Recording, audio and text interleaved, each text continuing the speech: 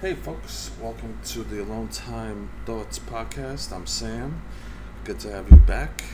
Today I'm going to do basically an all music podcast.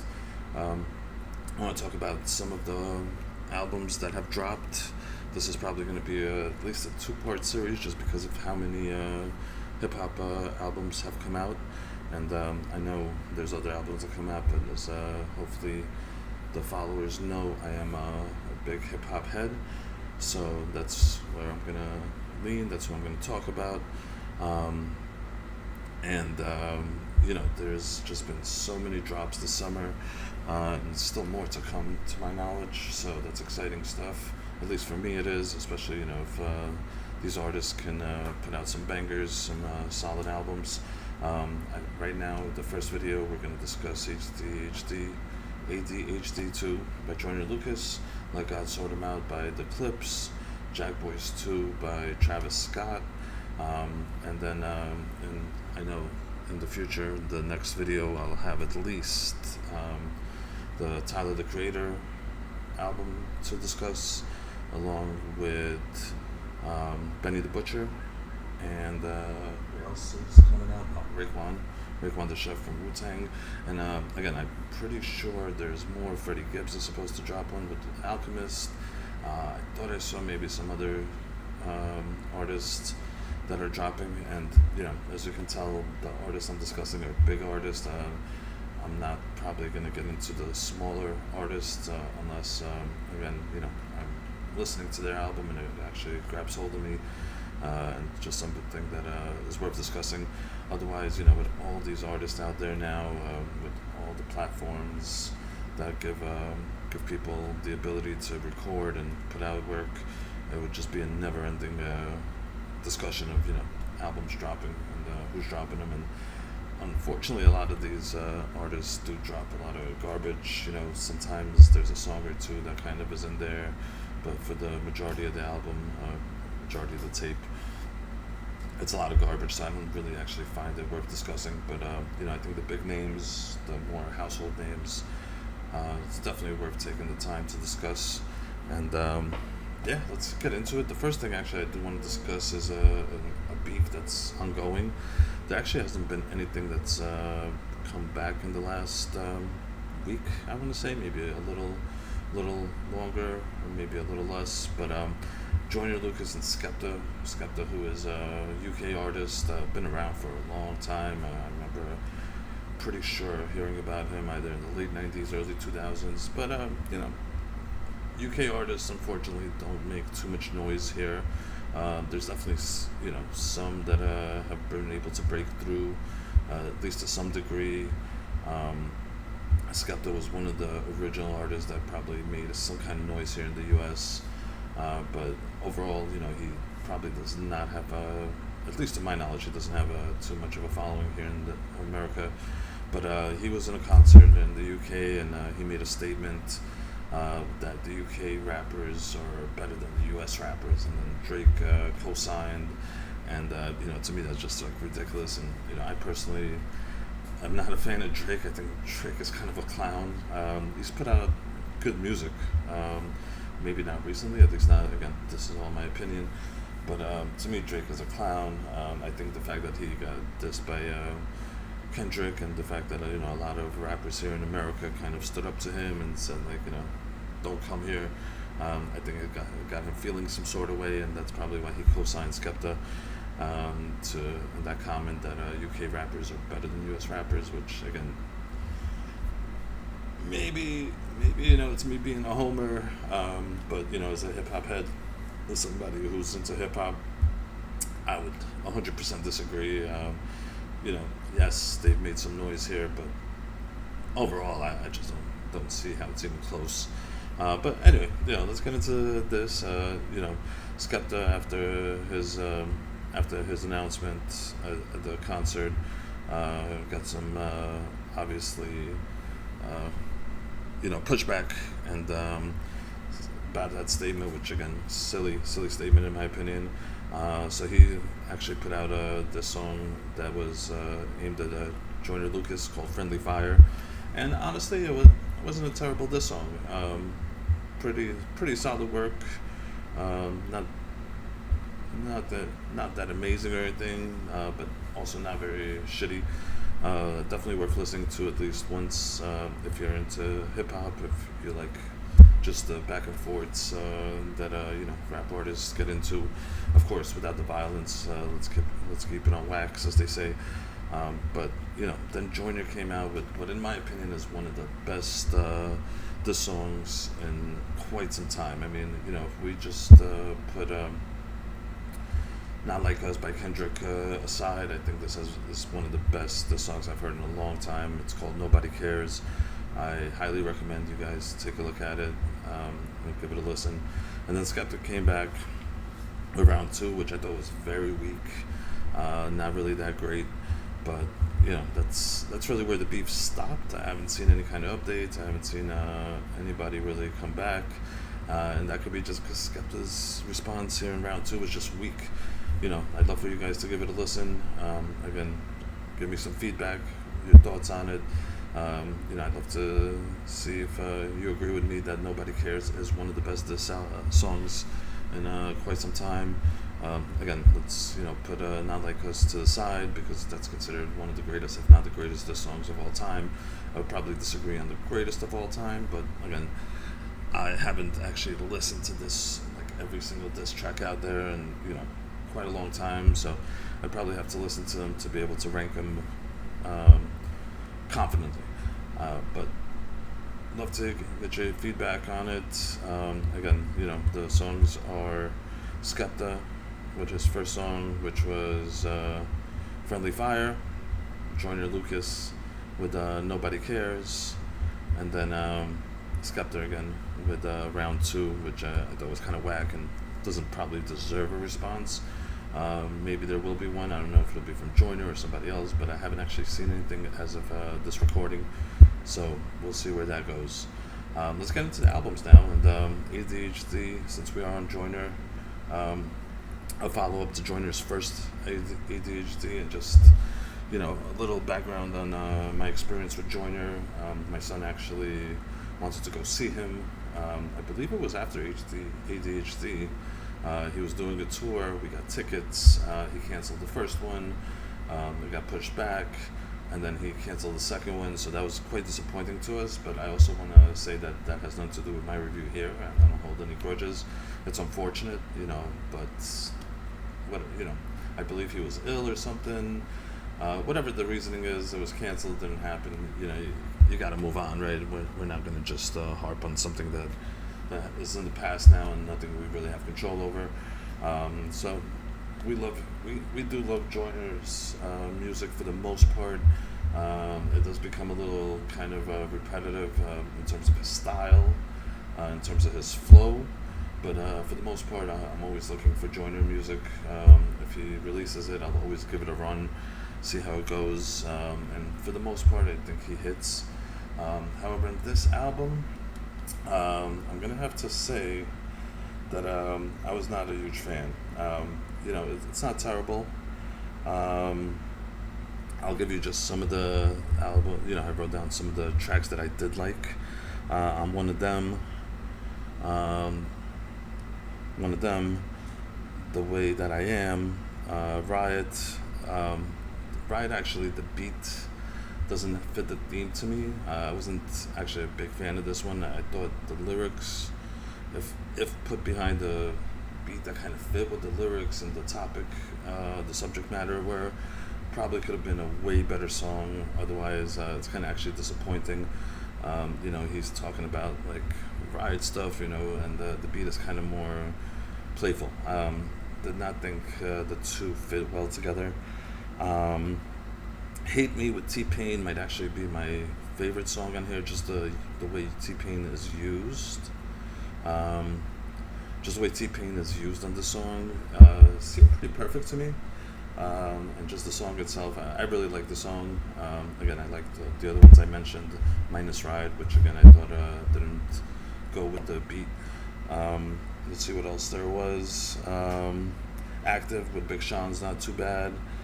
Times Money might have been good if you don't include the reggaeton artists, which is here. He's got a J Balvin, Fireboy DML, which Fireboy, I don't know if he's necessarily reggaeton, he might be, but the J Baldwin, I know the baby's also in it. Again, I thought this song could have been good, was done well, but I think just foreign artists kind of ruined it for me. Overall, I'd probably give this album a 5.5, 6. Again, I understand there's a lot of. Not only is this album dealing with, of course, ADHD, but and I don't hate, the more heartfelt songs, the more songs that are obviously more personal to Joyner. Every artist kind of does it for the most part. I don't hate it, but sometimes the song is good, sometimes the song is not good. Here Mama with Chris Brown, I thought was really terrible. And just to give you a few examples, obviously Tupac, Dear Mama, but also with Mama Nem from Tech Nine, or just a few songs that are more heartfelt that I actually love. I think are great. So it's not me hating the theme. It's just me kind of hating the song. Just not done well in my opinion. I kind of hate it. But overall, like I said, 5.5, maybe a 6 on this album at best. I just feel like again, Lucas kind of Joyner Lucas. I'm calling him Lucas like that's his first name. Joyner Lucas is always lyrically stable, really talented guy. But the flow is kind of always the same. So to listen to a full album is just something you have to be prepared to do, knowing that the style is kind of going to stay the same. But just I think it could have been done better. Better choices could have been made. Maybe it's 18 tracks. You didn't need all 18 tracks, right? I mean, we're used to albums that are shorter these days, and that's okay. And and Joyner also does the 3-minute songs, which a lot of artists don't necessarily do these days. So he could have either kept the song shorter, could have kept the track list shorter, or just made better decisions. So that's my opinion on the ADHD 2 album. As always, please give me your feedback if you do listen to it as a whole, or if you just listen to the songs I recommended, or maybe just discussed and didn't recommend. I'm always down for feedback. The next album is the Clipse, Let God Sort 'Em Out. Just want to give you a background on my experience with the Clipse. I used to watch BET After Dark, I believe. They used to have 3 a.m. I used to have TiVo. I know I'm aging myself here, but I probably was one of the first people to get TiVo. I thought that was an amazing invention at the time. And I used to TiVo the BET After Dark videos, which they always would put out videos that MTV wasn't playing, or maybe even BET itself wasn't playing during the day. And that's where I discovered Clipse, which is Pusha T, Malice, and one of my favorite songs of all time, Grindin'. Even to this day, I think it aged completely well. It's a song I can listen to over and over. Would I get tired of it at some point? Probably would. But I don't know how many times it would take. Probably a lot. That's just one of my favorite all-time songs. Always enjoyed listening to it. And just in general, the Clipse to me were just one of my favorite groups. They would put out a lot of songs I would love. And then Malice and kind of left the group. He left rap. He went to find God, became I believe a preacher in church, because he wanted to get away from the violence, from the coke dealing talk, from just all the negativity that some hip hop artists kind of embrace, and the Clipse of course are one of them. Just name alone, I think isn't really a friendly name in my opinion. I always think Clipse like the gun Clipse, but I could be wrong on that. I never actually looked into the name and what it means, what it stands for. I probably should do that as a fan, but that's a little off topic. Anyway, when Malice left, Pusha T became a solo artist, and he became uh, one of the one of the best solo artists out there. He was on with Kanye. He was doing collabs with basically everybody. You know, he had beef with Drake, where most people agreed that he kind of bodied him. Um, I was actually really excited when it was announced that Malice is coming back to hip hop. They're making an album together, but also skeptical. Malice has been out of the game for a while, and it's hard to know how that's going to go. Plus, Pusha hadn't done an album for a while. Um,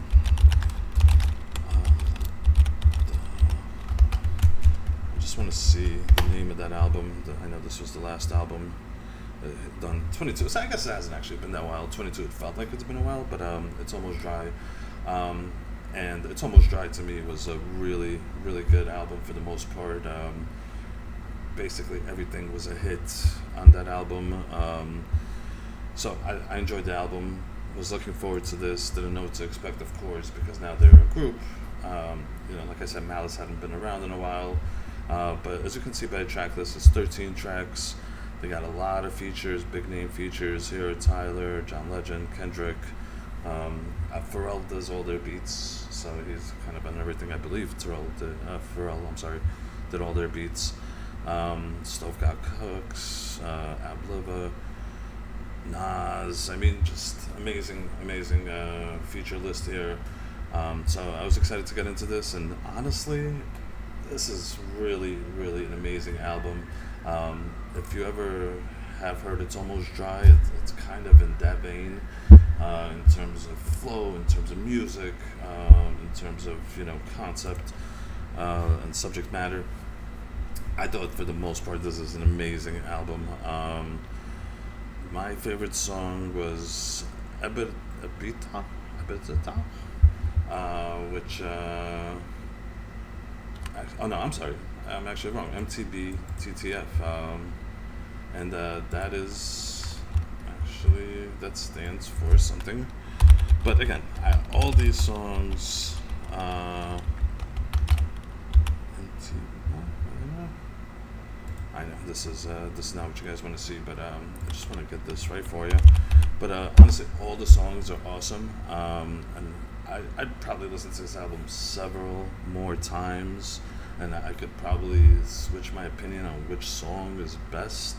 But for now, at least currently, based on the 1.5 times I've listened to it, this song, which stands for Mike Tyson, Blow to the Face, is currently my favorite. Again, I will definitely listen to this again. Is every song here like a banger? No. Some of the songs on the second listen, or third listen, I guess, I'd probably skip. That doesn't make this album bad. That doesn't mean you shouldn't listen to the album. That doesn't mean you should skip any of the songs. Great album. I'd have to give it about a 9.5. Maybe a 10. It's just hard for me to give anything a 10 because nothing's perfect, right? A 10 to me is just got to be perfect. But this is very close. Really more than I expected. Really great album. Recommend it for anybody, and hope you guys do give it a listen. And and if you haven't heard other stuff from the Clipse or from Pusha T, again, I definitely recommend listening to It's Almost Dry, especially if you decide to start with this album and you enjoy it. It's Almost Dry to me is kind of similar, again, in style, in substance. So definitely an album, but again, I would recommend all of their work. Just to get to know them, just to see first of all how they've grown, even from grinding. Lyrically, they've grown. Pusha has just become a guy who can kind of go deep, talk about things that are different realms of life, and make you actually interested in it, make you want to hang on to his words, hear what he's saying. So again, give it a listen. Get back to me. Let me know if you want more suggestions on the Clipse or Pusha himself, and you don't want to actually go through every single thing out there. Please let me know. Especially let me know which songs you enjoy, so I can find you something similar, or I guess recommend something similar from these guys. But definitely worth a listen. There's just no reason to skip this if you're a hip hop fan. I think even as a music fan, um, this is probably worth listening to. But I understand not everything's for everybody. So the next one is Travis Scott, Jackboys Part Two. I'm gonna give you full disclosure. I am not a fan of Travis Scott. I'm not a fan of what I call is the kind of fusion of a rapper and R&B singer, and to me, that's what Travis Scott is. That's what a lot of artists are these days, where they're kind of like singing on their tracks, with a little rapping in between. So to me, it's kind of like a fusion that's taken over actually the industry, over the game. And there's very few guys who I actually enjoy listening to. Now, I've enjoyed a lot of songs from Travis Scott. A lot might be a little much, but definitely a handful. I could probably count, 5 to 7 songs that I definitely enjoy from Travis Scott. He's had some real monster hits, and again, I've always loved R&B as well to a certain degree. It's not like I see R&B and I move on. So open-minded. I always try to give everything a chance. Hip hop is my favorite, but that doesn't mean I don't enjoy other genres. But this album was pretty awful to me. And I'll give you an example. Fredo Bang, Fredo Bang, is a rapper who kind of sings. He has that melodic flow that you can say is kind of a singer. I enjoy most of his stuff. And I found him only due to another artist that he's connected with.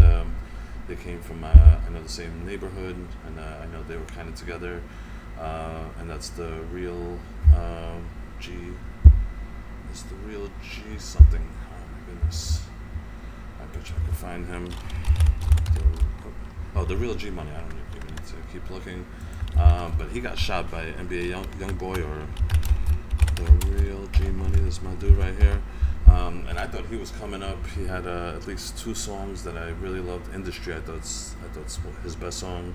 But I believe there was another one again, but that's not what we're talking about. So that's how I actually stumbled onto Fredo Bang again. The real G Money was killed by NBA YoungBoy or his associates, but he was killed due to a beef between the two.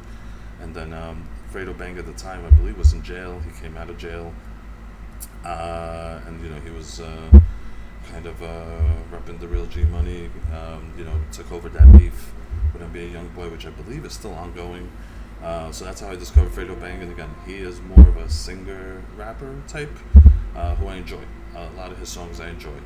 But Travis Scott, unfortunately, this album to me was a terrible album. I use Pandora. I don't know if anybody listening out there uses Pandora, but Pandora, what allows you to do, what I like about Pandora is it gives you a thumbs down, which means it'll never play it again. Thumbs up, which obviously it'll play that song more often, and similar type of songs based on it goes by beat, it goes by lyrics. They take a lot of things into effect when introducing a new artist to your playlist. And you can also put it away for 30 days, meaning it's not even 30 days, but you could just tell it, I'm tired of this song, and it won't play it for at least 30 days and long, or possibly longer. And so when it comes to this album, there's 2, maybe 3 songs, I want to say, that I would listen to and tell it that I'm tired of the song. This is my Pandora. Everything else will get a thumbs down from me personally. I thought this was a terrible, terrible album. Kind of tired of the little ad libs, the little noises he makes. They don't even seem to fit. And I mean, this dude has awesome features on here. Sheck West, who to me isn't a big artist, but he's had a hit, maybe two. Dumbo, I believe, is one of the songs that I could listen to and then tell it out for a while longer. But he's got 21 Savage on here. 21 Savage is just doing ad libs, like 21, things like that. He doesn't actually even rhyme in the song. I don't even know. It doesn't actually look like he's listed as a feature here, but I think on YouTube they do have him listed as a feature. He's got Kodak on this song, and it's the last song out of 17. Which seems disrespectful to me, but then you listen to it. Sorry about that. You listen to it and you realize why it's the last song on this kind of crappy album, because it's crappy. Now again, Kodak, as the years have gone, has gone more hit or miss, but this was a huge swing and miss. Terrible. Shine, I like Glorilla as a female rapper. It shouldn't matter obviously that she's a female, but facts are facts. He's got Cardi and Future. Again, just a song I was really excited, looking forward to. I don't know if this is a thumbs down or I'm tired of this song on my Pandora. I kind of want to lean towards thumbs down, but again, I could probably convince myself not to give it thumbs down. Just put it away for a little while. But overall, terrible album. I got to give this like a 2. At best. Again, I know this also has to do with the kind of the way I feel about Travis Scott in general. But like I said, I've enjoyed many of his songs. Jackboys, from the Jackboys, initial Jackboys album, was good. There's definitely other songs there, but this was a huge disappointment. It's kind of reminds me of the Lil Wayne album that just came out not too long ago, another trash bag. But at least Lil Wayne had a song there or two that I can give a thumbs up. I can actually enjoy. This, unfortunately, complete garbage. If you like my opinions, if you like my song picks in general, then you're gonna want to stay away from this one. Pretty terrible. Like I said, Dumbo, I know for sure is a song that I could listen to and then put it away for a little while. Playboy Cardi, Future, maybe. Shine again. It's just hard. I don't want Of course, you should listen to it, form your own opinion, especially if you're a Travis Scott fan. But terrible. This is terrible.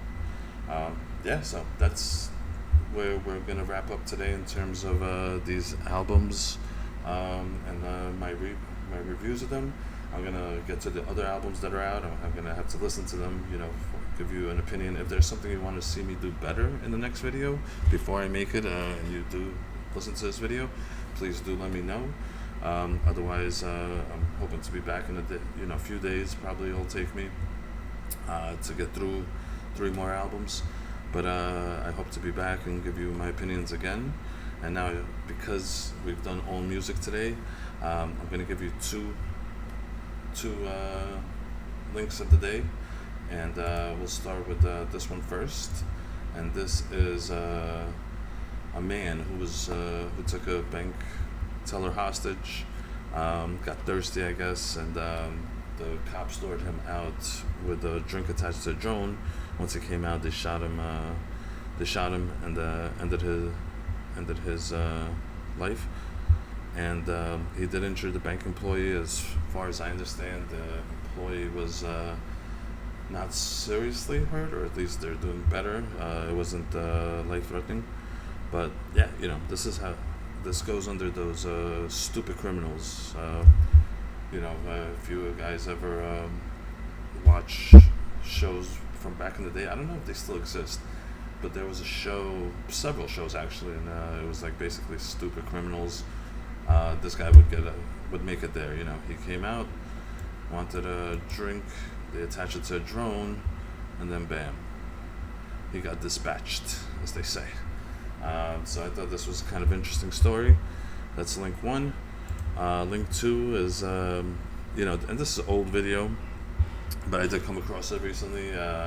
for you Family Guy fans, there's this dude Herbert in Family Guy who's kind of a well, he likes children of the younger persuasion, and he has a very distinct voice. And so this is a video of a guy who lets kids use his deck here to jump into the water. And then this guy, when he talks, sounds just like Herbert from Family Guy.